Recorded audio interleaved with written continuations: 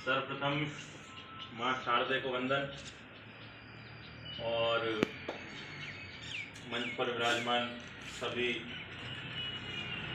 साथीगण जो स्थानांतरण होकर अन्यत्र पदस्थापित हो चुके हैं। मेरे साथी, यूँ कहूँ कि मेरे दाएं और बाएं हाथ कैलाश जी और हनुमान जी, पीओ परिक्षेत्र सामोली से पधारे हुए कुलदीप जी, स्थानीय विद्यालय के स्टाफ साथी, पीओ परिक्षेत्र के मेरे छोटे बड़े भाई लोग, मेरी बहनें और सामने बैठे हुए मेरे प्यारे प्यारे नन्हे मुन्ने से ये बच्चे जो धीरे धीरे बड़े हो गए 3-4 सालों में, कई तो इनमें से पता ही नहीं चला।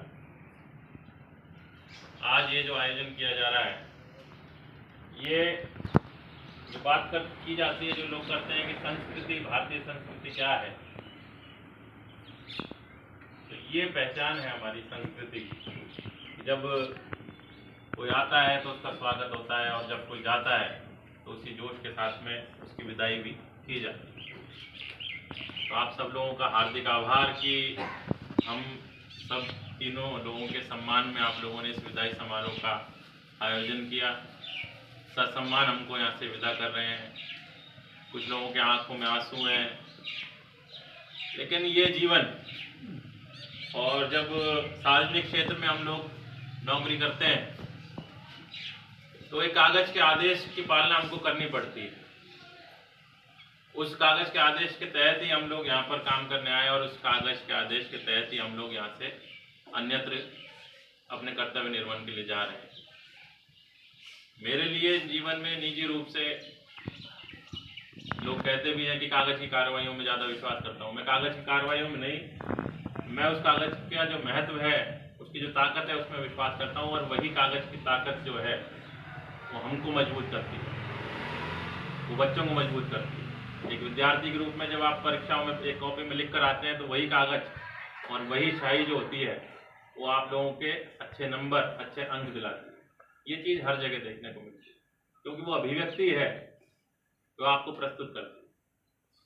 तो इसी प्रक्रिया में हमारा यहाँ से जो कार्यकाल था वो 2000, मेरा निजी रूप से 2019 से मैं यहाँ पर प्रिंसिपल बनकर आया, पीओ का कार्यभार भी मुझे मिला और आज 2022 खत्म होने को आ रहा है। तो एक जर्नी रही है और उस जर्नी में मैंने कुछ नहीं किया, मैंने सिर्फ इतना किया जो मुझे करने के लिए भेजा गया। मेरा सिर्फ एक ही मकसद था कि किसी भी तरीके से बच्चों को जो है जो शिक्षा मिलनी चाहिए उसमें पूरी ईमानदारी होनी चाहिए, चाहे हमारे पास में सोर्सेज, स्रोत, साधन उनका कितना ही अभाव क्यों ना हो। वो हमने किया। कुछ कमियां भी रही हैं, क्योंकि परफेक्शन जो है उसके लिए प्रयास किए जा सकते हैं, लेकिन परफेक्शन तक जब पहुंचते हैं तो कहीं ना कहीं फिर हमको दिखता है कि यार अभी तो ये चीज़ और नहीं आ गई है जिनको पूरा किया जाना बाकी है। मांडवा से, कोटड़ा से मैंने सीखा बहुत कुछ। मैं अपने जीवन में हमेशा लर्निंग प्रोसेस में ध्यान देता हूँ। जब भी आप कहीं पर होते हो कुछ ना कुछ सीख रहे होते हो। अब नई जगह गया हूँ, यहाँ से बिल्कुल अलग जगह है, मेरा घर है उधर, लेकिन यहाँ से अलग परिस्थितियाँ ये हैं कि वहाँ पर, यहाँ जितना छोटा स्कूल था, जितना छोटा कैंपस है, वहाँ उतना ही बड़ा स्कूल है। बच्चे वहाँ पर आप यहाँ से कम है, 325 बच्चे हैं। तो वहाँ के चैलेंजेस अलग हैं, क्योंकि वहाँ पर भी अभी जाते ही मुझे पता चल गया कि स्थितियाँ वहाँ पर व्यवस्था नहीं है। सब कुछ होने के बाद में भी बहुत सारी चीज़ें नहीं। तो ये तो हमारी ड्यूटी चलती रहेंगी कि, और इसकी भी कोई गारंटी नहीं है कि सरकार हमको वापस कभी भी इसी जगह पर भेज दे।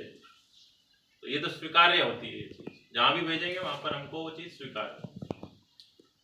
अब बात ये करते हैं कि भाई आप लोगों के साथ में मेरा जुड़ाव, चाहे बच्चे हों, बच्चों के साथ में तो हर किसी का जुड़ाव हो जाता है जो उनके साथ।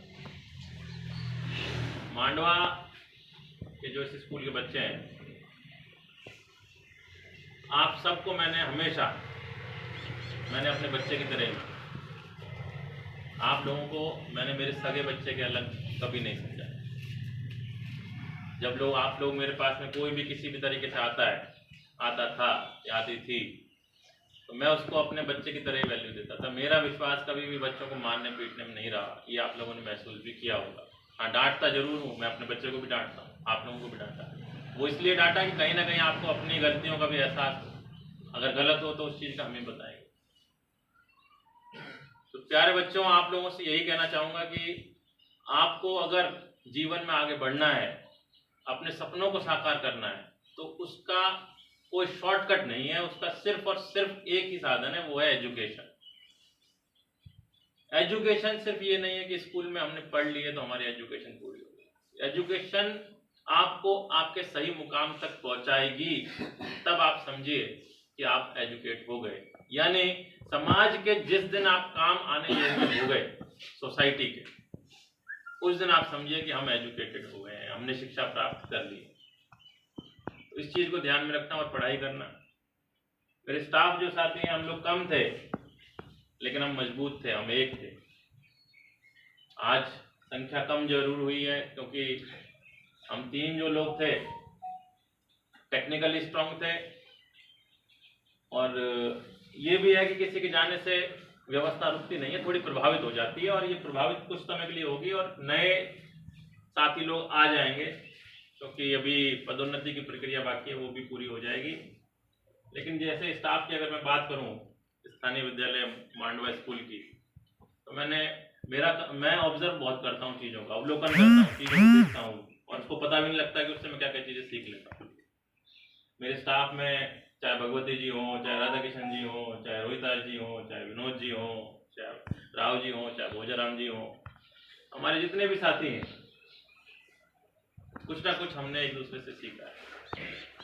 अगर शॉर्ट में समझाऊं तो मैंने विनोद जी, अगर मैं बात करूं तो विनोद जी ने एक चीज सिद्ध करी अपने जीवन में कि सीखने की कोई उम्र नहीं होती।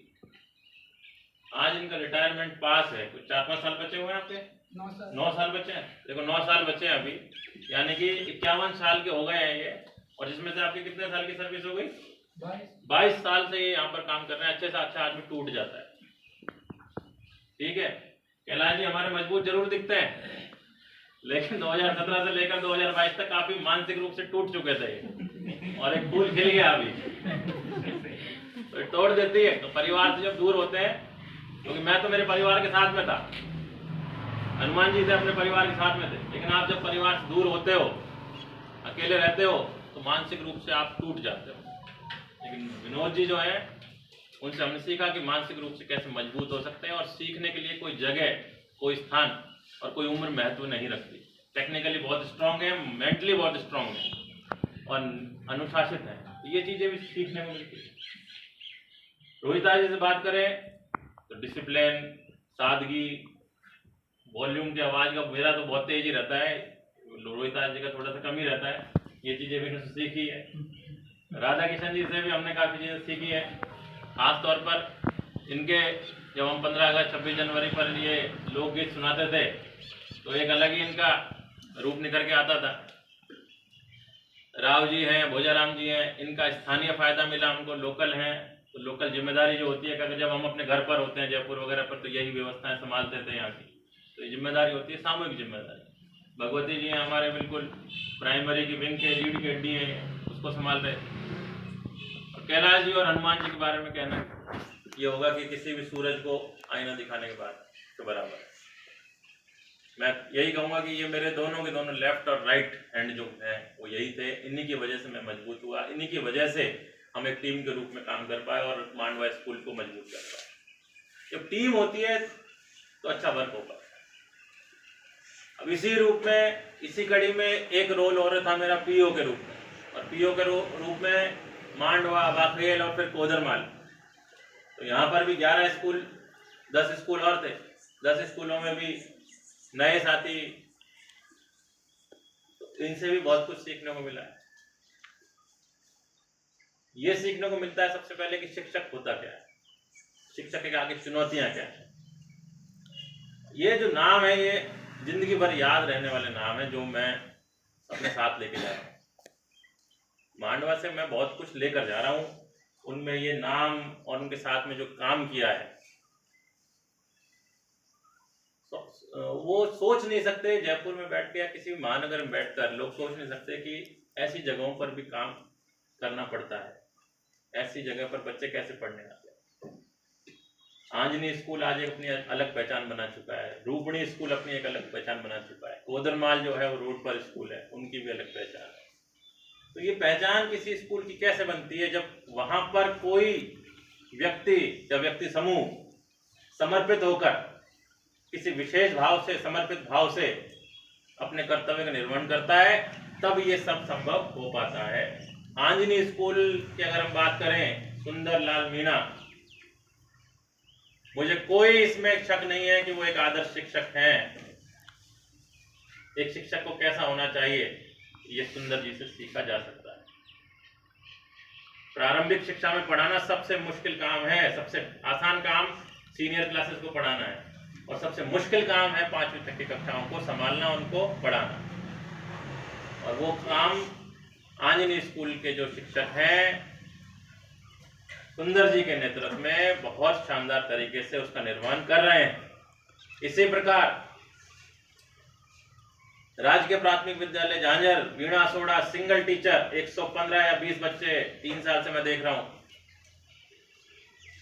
फिर भी उन बच्चों को मैनेज करना, उन बच्चों को पढ़ाना, बच्चों को कोविड के टाइम पर भी स्कूल से जोड़े रखना, ये चीजें जो है वो एक शिक्षक को शिक्षक होने का सम्मान असल में प्रदान करते हैं। रूपणी स्कूल जो हम देखते थे, नए टीचर्स भी आ गए हैं, बलवीर जी, पुष्कर जी, इन दोनों को मैंने देखा है 3-4 सालों में, और नए जो युवा आए हैं बिल्कुल ये भी एनर्जी से पूरी तरीके से भरपूर हैं। अब रूपणी स्कूल देखो, किसी भी प्राइमरी एकदम पर कह सकता हूँ कि किसी भी स्तर पर पूरे कोटड़ा में प्राइमरी स्कूल अगर देखने जाएंगे तो रूपणी का जैसा आकर्षक स्कूल नहीं देखने को मिलेगा। तो ये कैसे, ये क्यों होता है? ये इसलिए होता है कि जब जिस वजह से हम नौकरी में आए हैं, सरकारी सेवा में आए हैं, उस भाव को समझकर अगर हम ड्यूटी करते हैं तो वो चीज जो है उसका लाभ सीधा बच्चों तक जाएगा, समाज को जाएगा, और सेटिस्फेक्शन भी मिलेगा, खुद की संतुष्टि के लिए भी हमारे। मैं आज यहां से दूसरी जगह जा तो रहा हूं, लेकिन मुझको अभी भी एक चीज का मलाल है। एक काम था, काम तो ऐसे तो बहुत सारे थे, अभी तो जब तक करते हैं कुछ ना कुछ नया करते रहते हैं। एक चीज तो ये है कि जमीन जो है उसको मैं नहीं दिला पाया मांडवा स्कूल, और ऐसा नहीं है कि मैंने प्रयास नहीं करे, लेकिन उसमें कहीं ना कहीं ये था कि थोड़ी राजनीति उसमें आ जाती है। प्रयास तो हमने हर तरह से करे थे, ये बिना सोचे कि भाई कोई क्या मानेगा नहीं मानेगा, जमीन भी देख ली, सब चीजें, लेकिन नहीं कर पाया। वो मेरी सबसे बड़ी एक जो अधूरी जो ख्वाहिश थी वो रह जाएगी मांडवा में। इसके अलावा तो ये है कि अभी जो अच्छी चीजें हैं, जो अभी एक आपके बच्चे, अभी मैं देख रहा हूँ कि पानी जो है वो कैंपर से पी रहे हैं, तो कुछ टाइम में आपके यहाँ पर आरओ प्लांट लगने वाला है बच्चों के लिए। तो आपके जो अच्छा शुद्ध साफ पानी है वो लग जाएगा। हिंदुस्तान जिंक की तरफ से सर्वे हो चुका है और वो प्लांट लग जाएगा। एक चीज और कहना चाहूंगा कि जब मैं आया था उस समय विकास कोष जो था वो हमारा कोई 15 या 20 हजार रुपये उसमें हुआ करते थे, हनुमान जी। और विकास कोष ये होता है कि जो बच्चे और उनके पेरेंट्स जो होते हैं, जो विद्यालय के विकास में सहयोग करना चाहते हैं, उससे वो तैयार होता है, बच्चों के पेरेंट्स और जनप्रतिनिधि वगैरह। तो आज जब हम जा रहे हैं तो उस कोष में 15 या 20 हजार रुपये नहीं है। कितने रुपए नहीं है? 15-20 हजार रुपये नहीं है। मतलब उसको खाली करके जा रहे हैं हम लोग, हैं?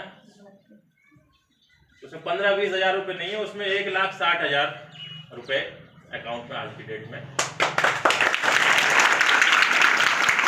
और ये पैसा न मेरा है न किसी भी व्यक्ति विशेष का है, ये सारा पैसा वो है जो इस स्कूल में पढ़ने वाले बच्चों के अभिभावकों ने स्कूल पर विश्वास करके स्कूल के विकास के लिए दिया है।